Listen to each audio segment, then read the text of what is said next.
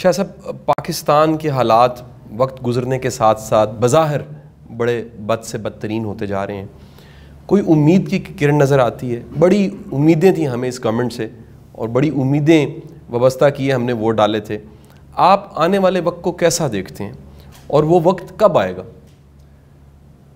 जब तक हमारी उम्मीदें वाबस्ता हैं अपने ही जैसे इंसानों के साथ, तो हम ख़ता खाते चले जाएंगे, हमेशा मायूसी होगी। जब उम्मीदें लगा लेंगे अपने रब के साथ कि मेरा रब बेहतर करेगा, तो वो ऐसे इंस्ट्रूमेंट पैदा करता चला जाता है जो बेहतरी की तरफ ले जाते हैं। फ़र्क सिर्फ इतना सा है। मैं अक्सर बचते एक जवाब दिया करता हूँ कि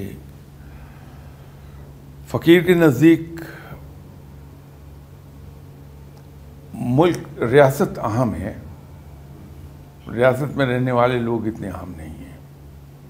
तो देखना ये चाहिए कि रब ताला इस मुल्क के लिए क्या डिज़ाइन करके बैठा, जिसको हम डिज़ाइन ऑफ नेचर कहते हैं, वो डिज़ाइंस क्या हैं। तो उस तक एक्सेस तो हमारी है नहीं कि अगर हम कहीं कोई नेक लोग हों तो यहाँ बैठे बैठे एक नज़र डालें लौहे महफूज पर और उसको पढ़ने के पाकिस्तान की तकदीर में क्या लिखा है। तो लोग तो मुझ जैसे हैं, वो महावरतन अंधे हैं। हम तो सिर्फ क्राइम से पहचान सकते हैं कि क्राइम क्या कहते हैं, कि डिज़ाइंस ऑफ नेचर क्या हो सकते हैं। अगर पाकिस्तान के बारे में रब ताला के कोई डिज़ाइंस ऐसे ना होते जो हमारी नज़रों से ओझल हैं, तो ये कभी मुमकिन नहीं था और पूरी दुनिया में आज तक नहीं हुआ कि एक शख्स ने सिंगल हैंडेडली एक मुल्क क्रिएट कर लिया हो। कायदे आज़म ने किया है।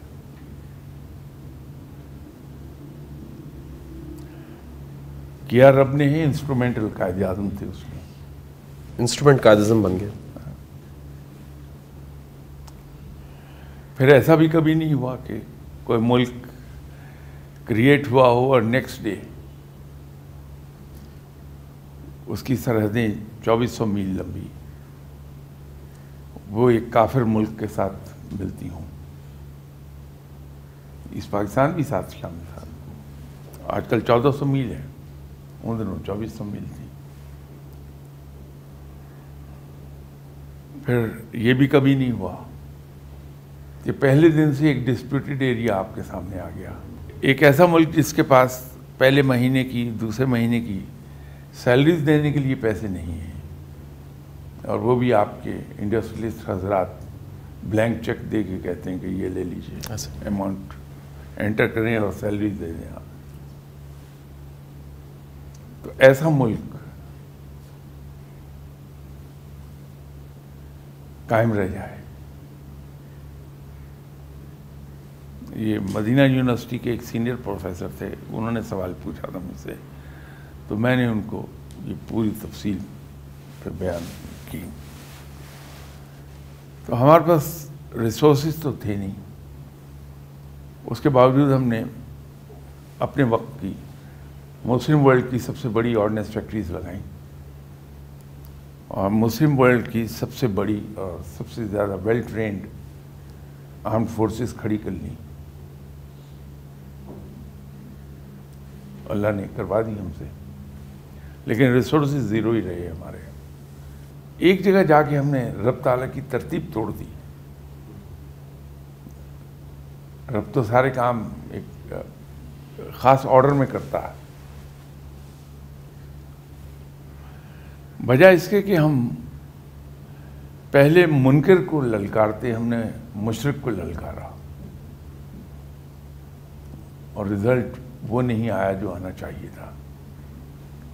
लेकिन जब हमने मुनकर खुदा को ललकारा तो अल्लाह ने ऐसे असबाब बना दिए कि हमारे हाथों इतना बड़ी सुपर पावर वो टूट गई। लेकिन इस सारे प्रोसेस में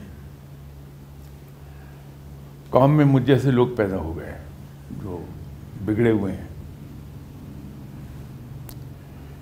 अब एक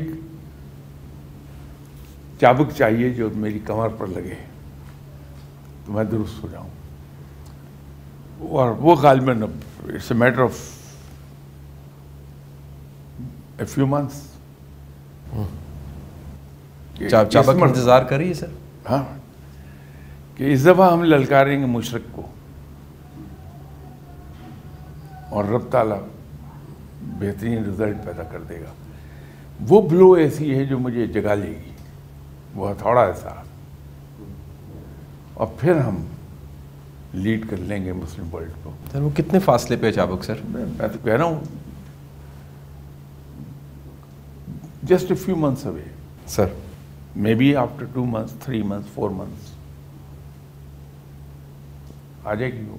खैर है सर उसके साथ इंशाल्लाह। मैं तो कह रहा हूँ कि वो ऐसा हथौड़ा है जो मेरे सर में जब लगेगा तो मेरी आंख खुल जाएगी।